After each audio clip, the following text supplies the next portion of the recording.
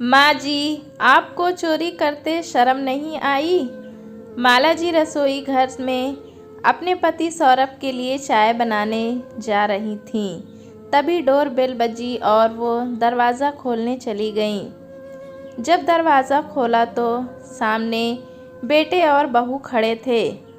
माला जी उनको देख थोड़ा आश्चर्यचकित हुईं। बेटे और बहू ने नमस्ते कहा तो उन्होंने जवाब देते दरवाजे से हट उनको अंदर आने को बोल वो पति के कमरे में गईं और अनुराग और निया आए हैं। माला जी ने पति सौरभ जी से कहा।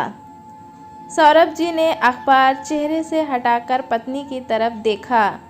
थोड़ा गुस्से से पूछा, वो लोग क्यों आए हैं? उनका क्या है यहाँ? थोड़ी तल्खी से बोले, आता हूँ बाहर। क्यों गुस्सा हो रहे हैं? आपके बेटा और बहू अभी आगे पति से कुछ कहती कि सौरभ जी ने टोक दिया। बस करो माला, कितना सब्र करोगी? कभी तो ज़ुबान से कुछ कह दिया करो। किस मिट्टी की बनी हो? सौरभ जी बाहर आए तो ड्राइंग रूम में अनुराग और निया बैठे हुए थे। पिता को देखते ही दोनों उठे और पांव छूने के लिए झुके। ठीक है बैठो, कहते हुए सौरभ जी सोफे पर बैठ गए। माला जी किचन की तरफ चल दीं। जब तक माला जी चाय और कुछ खाने पीने को लेकर नहीं आईं, तब तक कमरे में चुप्पी छाई रही। माला जी ने ही पूछा, और सब ठीक है? आज 5 साल के बाद हमारी याद कैसे आ गई बेटा?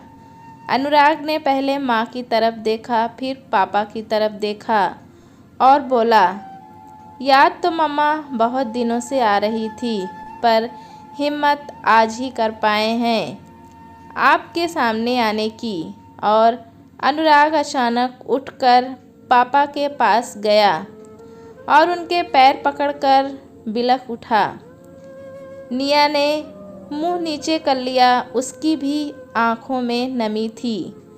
सौरभ जी ने कुछ नहीं कहा। माला जी की आंखों में आश्चर्य था।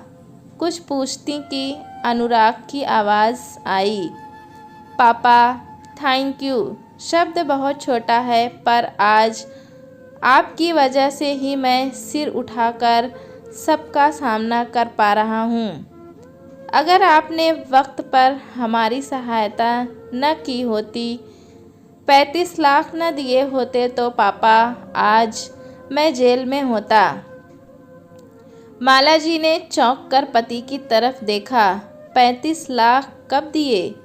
क्यों दिए ये मुझे नहीं पता और आपने मुझे बताया भी नहीं। अब आश्चर्यचकित होने की बारी अनुराग और निया की थी। सौरभ जी की आवाज़ आई, हाँ नहीं बताया क्योंकि तुम तनाव में आ जाती।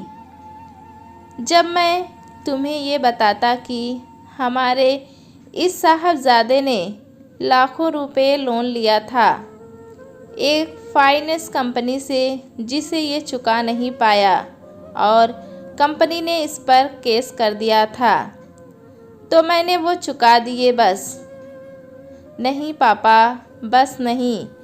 आपको नहीं पता आपने हमारे लिए क्या कुछ किया है।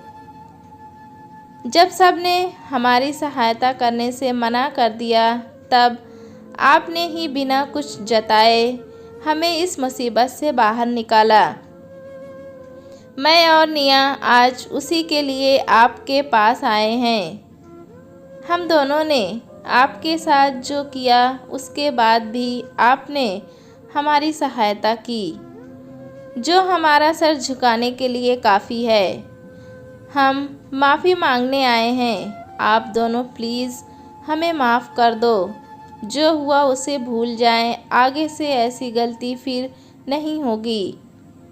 हम फिर इकट्ठे रहेंगे। आपको शिकायत का कोई मौका नहीं मिलेगा। सौरभ जी ने हाथ उठाकर अनुराग को इशारा किया, नहीं, माफ़ तो मैं तुम्हें मरते दम तक नहीं करूँगा। तुमने मुझे कुछ कहा होता तो शायद मैं सह भी लेता, पर तुमने और तुम्हारी बीवी ने अपनी इस माँ पर सोने के कंगन की चोरी का इल्ज़ाम ही लगा दिया। तुम भूल गए थे तुम्हारी इसी माँ ने तुम्हारी बुआ के लिए अपना सारा सोना तुम्हारे दादा दादी के हाथ में रख दिया था कि घर की इज्जत का सवाल है। सोना तो ज़िंदगी में कभी भी बन जाएगा, पर आपकी पगड़ी मैं उछालने नहीं दूंगी। खुद नौकरी करते हुए भी कभी पैसों का मोह नहीं रखा। तुम्हारी पढ़ाई लिखाई, तुम्हारे कैरियर को बनाने के लिए उसने क्या क्या ना किया, मुझसे पूछो। और तुमने अपनी माँ को ही चोर बना दिया।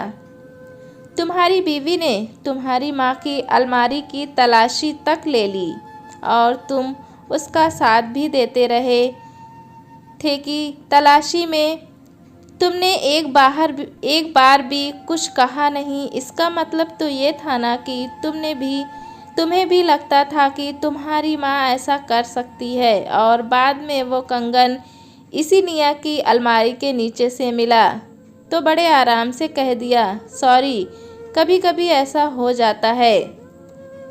तो बरखुरदार वो माँ थी तुम्हारी, तुमने ऐसा सोच भी कैसे लिया?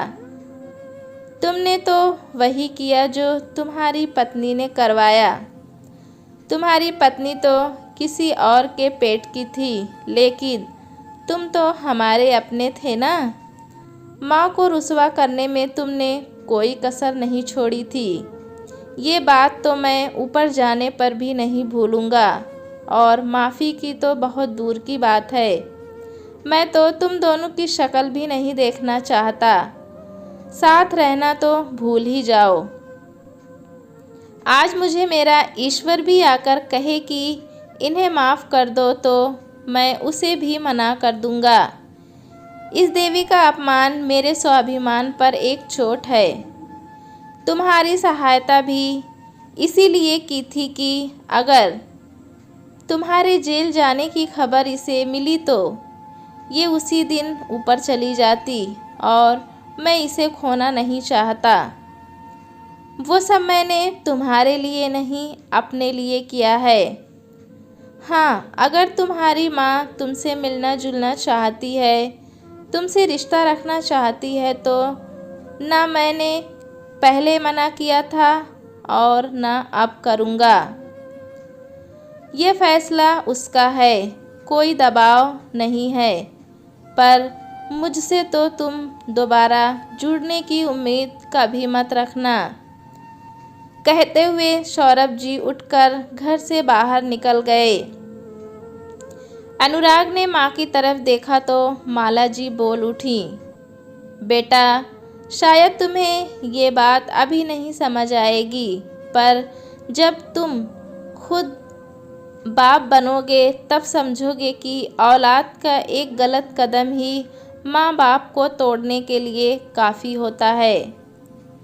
माँ बाप तो अपने ही होते हैं, बस औलाद ही बदल जाती है।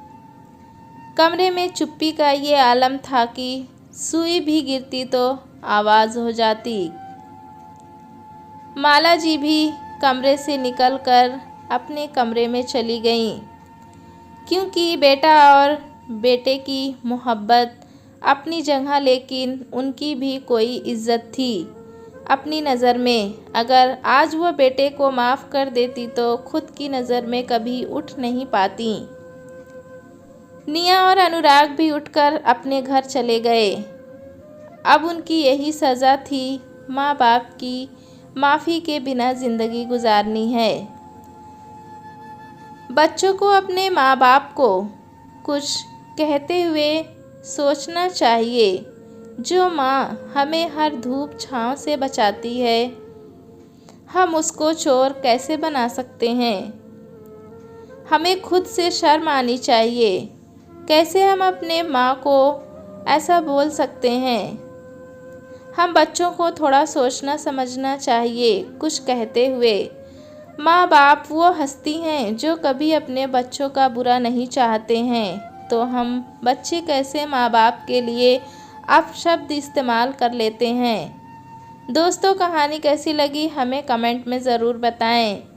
चैनल पे नए हैं तो एक लाइक और सब्सक्राइब करना ना भूलें।